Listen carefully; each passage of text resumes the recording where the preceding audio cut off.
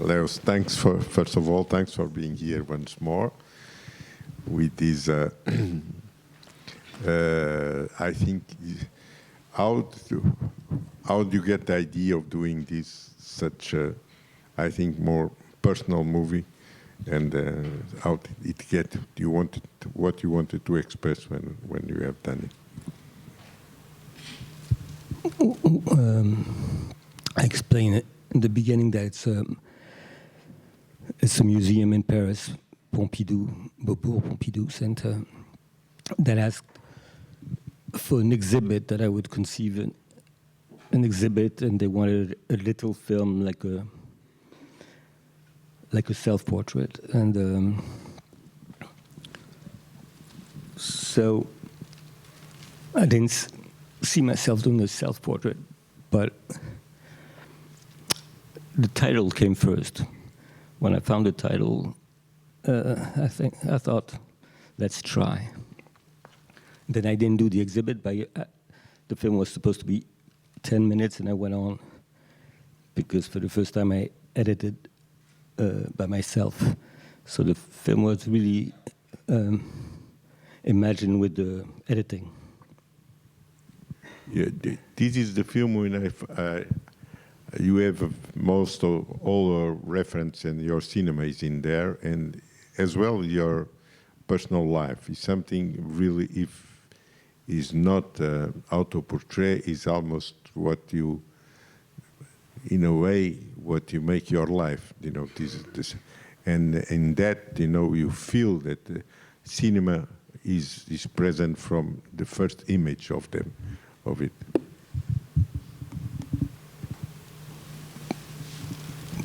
Because I guess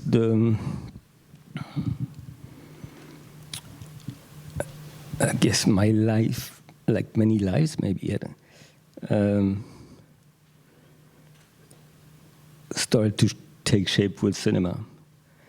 Before I discovered cinema, before I understood cinema, or I understood there was someone behind the film, that it was not just actors, actresses, action.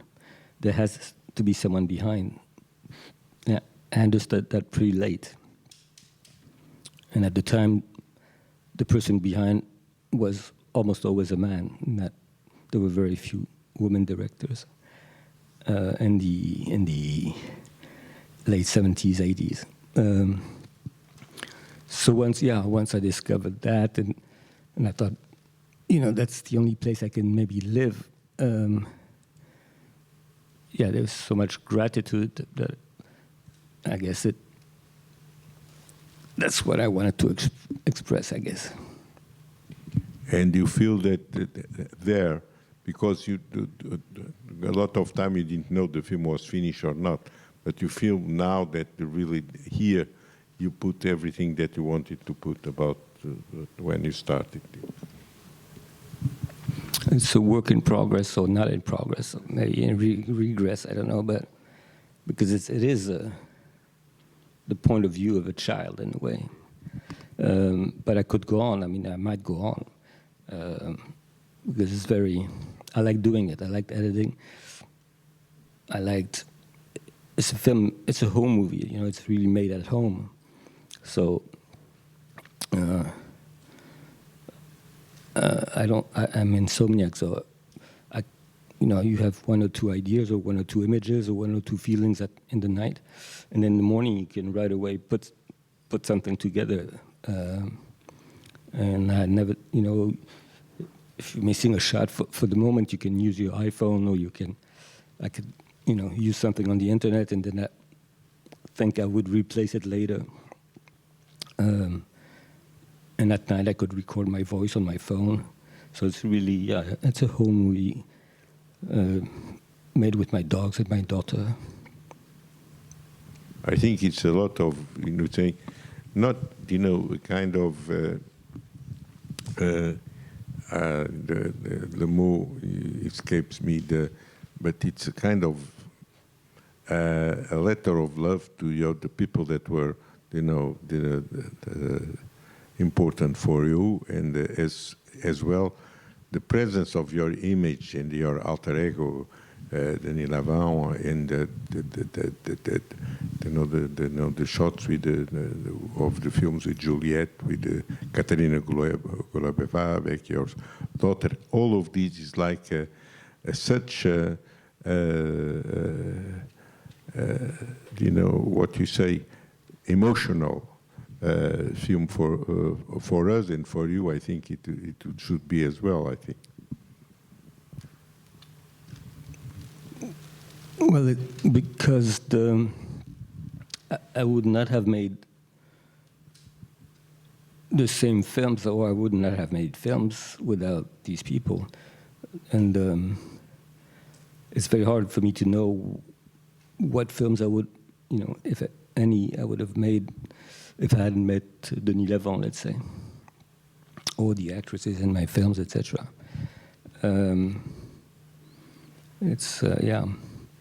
So and same thing with not only actors but voices. I find it amazing that some voices can accompany you your whole life. Like this is why I put maybe Nina Simone or David Bowie or a few others with the same feeling of gratitude that if you have these voices with you, you're never alone. So, yeah. Hello. I think this movie is a letter for the people that you love. It's a class of cinema. I want to ask you, what is your favorite movie of all time, and what are your references? Thank you.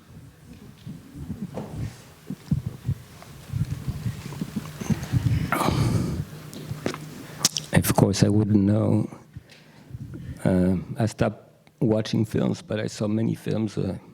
As I said, when I came to Paris and I discovered cinema from 16 years old to the time I made my second film, to 25 years old, I saw lots of films, many silent films,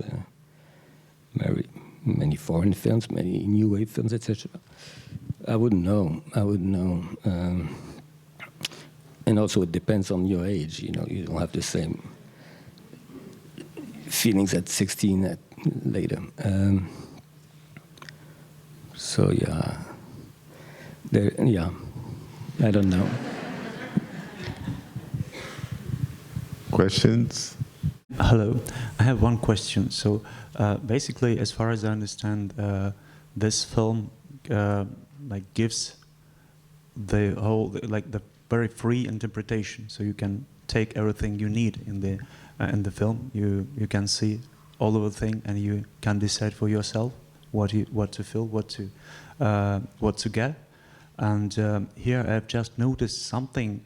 I don't know if it's true for you, but it was visible for me, like you are trying to say goodbye to some old world. And I would say there was some hint of disappointment as far as I noticed. So for example, you were talking about the eye of God, like that was previously in the possible. If you should, and we go with the camera and follow someone with the camera, and in this world it was possible. And then also you told that, for example, about the blinking, so that now the screen and everything around you wants you to be blind, and it shows like that the world around you it's not a good place. So, so my question: so do I would say perceive this information sort of correctly, or you wanted to say something opposite? Thank you. I don't know. I think I was born disappointed, so it only got better in a way. But I've always been kind of hopeful also. No, I don't think. I think when I was saying the film is made by a child, I meant I try to. Let's say I have a daughter and she's 20 years old, so she was born with this century. I was born in the century before. So I'm trying to see how do you go from one century to the other. How do you travel that? Because it's not the same. They're not the same centuries, and it's good that it's not the same. At the same time, you shouldn't forget what happened. So it's a tricky path, and but it's not. Yeah, it's a big subject. It's like if you talk about digital and film, or many things you lose all the time. So, but it's true with cinema all the time. You have, people committed suicide when the sound came in the 30s. When you went, every generation you have to reinvent cinema, and you have to reinvent everything actually. And we're not very good at it, reinventing. Yeah. There's a certain way of how things are organized in the frame, and I'm curious if it has any meaningful relationship with time outside of the time in the film. Does it make any sense? No, but I'm told I don't make sense, so that's fine. We can skip, but I can try once more. Is there something about the picture that makes you tick that also is related to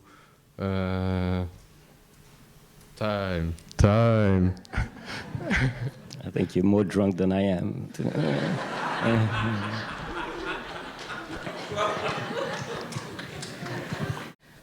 If you could just please explain the last 3 images before the credits of the animals and the mountain. Thank you.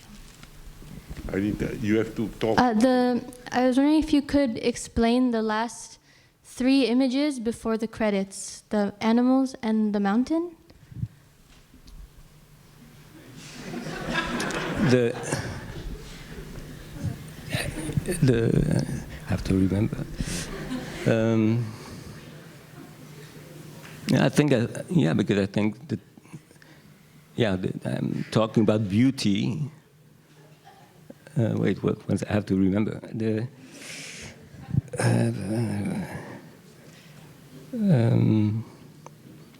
think I was looking for, it's very naive, it's very childish. I end up talking about beauty, I don't remember why, but, and I was looking for images of beauty, and I found, I knew these old images. 2 at least are taken by this, I forgot his name. Take pictures at night of animals at night a while ago. And they've always been, for me, an image of beauty. Yeah, that's simple. I'd like to ask you about also how the movie was conceived, because it was for a museum, and you also dedicated this movie to Jean-Yves Escoffier, and I wanted to ask you actually 2 questions. Do you feel more nostalgic about cinema, and how do you feel about making the cinema, like, allow cinema in museums as well? Well, it's 2 different things. The film is dedicated to Jean-Yves Escoffier. We met before I had made any films. We met in Paris, and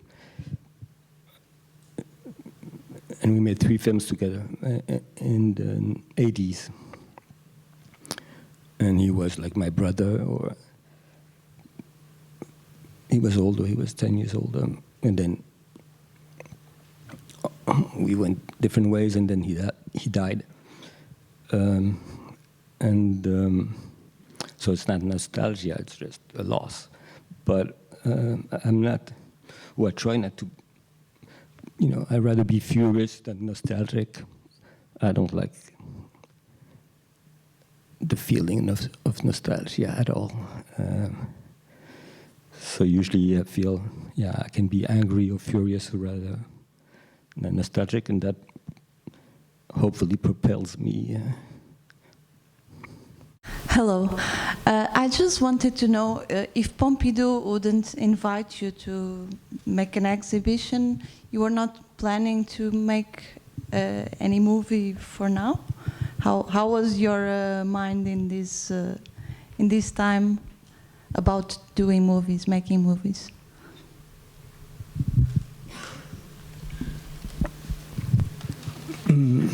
I've always, since I started trying to make movies, I've always been trying to make movies. Sometimes I didn't make movies, but I was still trying. So yeah, I'm trying. This is a kind of, did that Jean-Luc Godard was always a kind of reference for you at the beginning and everything. Do you feel that you are as well continuing his work questioning image, sounds, and where the cinema goes today? Well, when I started, first when I came to Paris, one of the first time I went to a cinema, not the Cinémathèque, but a cinema, I went to see a film by Godard, Pierrot le Fou. And when I came out, I found money on the sidewalk. I found a big, it was francs, it was not euros yet. So there was like a ticket, I thought this would be my first cinema money. And he was very important to me. And then while I was doing this film, I knew he had programmed his death. So this film is probably haunted, though I don't think my work has anything to do with his work. But yeah. I have a question about the selection of the images. There are a lot of beautiful images that you took from movies. I don't want to say old movies, but how much of it was about re-watching older stuff, looking for images, and how much was it just looking through your memories and searching for these images that stood with you in your memory? Oh no, it was always the same thing. It was always a feeling, an image, and this feeling is an image belong to that film, or they belong, or they can be. If I show this piece of film with maybe this sound or this image before and after, I can get this feeling. So in terms of films, I was never looking for a film. It was, I usually use the same film. I have used The Crowd by King Vidor a few times in my films. There are not many films that, I can be confused and think they're home movies, although they were made, 60 years before I was born or whatever. So the only films we see, extracts of films, are films that I feel, like home movies. A practical question. Do you have an archive where you keep the photos when you see an image that really have something that touches you? Do you keep an archive of images for the future? Do you have? I don't call it archives because I think I live in chaos, so I don't know how to. But I keep some, I don't forget.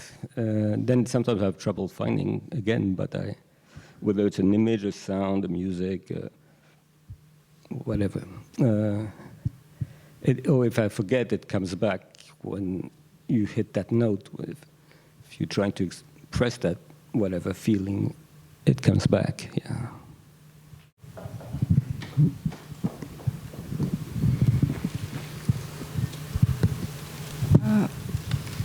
Actually, I don't have a question. I just wrote a letter to Monsieur Carax. Can I give it to you?